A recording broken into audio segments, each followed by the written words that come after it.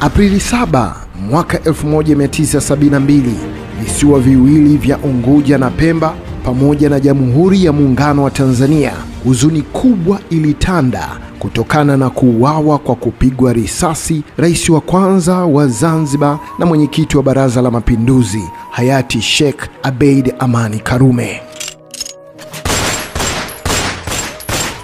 Mzee Karume wakati anauawa alikuwa na cheo kingine kikubwa. Ndiye aliyekuwa makamu wa rais wa Jamhuri ya Muungano wa Tanzania chini ya rais wa Tanzania hayati Mwalimu Julius Nyerere. Luteni wa jeshi Humudi Mohamed Humud ndiye aliyeingia katika ofisi za makao makuu ya ASP zilizoko kisiwa Ndui, kisiwani Unguja, kutimiza nia yake ovu iliyokatisha ghafla maisha ya kiongozi mpendwa wa Zanzibar.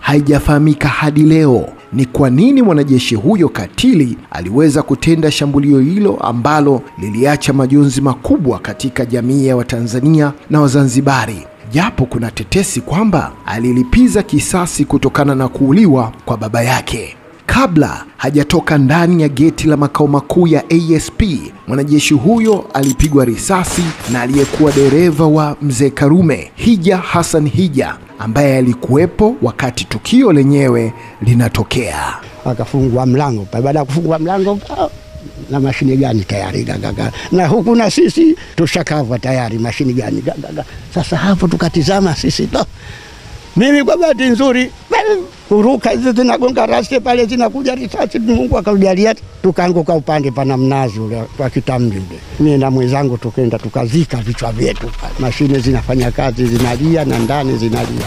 Sasa kule ndani baada ile mashine gani ndani kupigwa mzee, sasa jabali wa mzee Karume alisimama nafanya nini nyie? Kumbe vile anampa target zaidi. Sasa mimi nataka kujibu mashambulizi, ule mwenzangu akaniambia bado tulizana, sijibu, tutakufa bado. Nikalala nikamsikiliza ule mwenzangu, lakini akili yangu yote haipo, naona uchungu mkubwa kweli wala. Nikatoka hapo nikaenda zangu kule. Baada kwa ile gari kuondoka tu pale kuona imeondoka tu, Humudi bado yupo pale, nikamnyatia baba nenda mbio, nikampiga risasi akalala chini.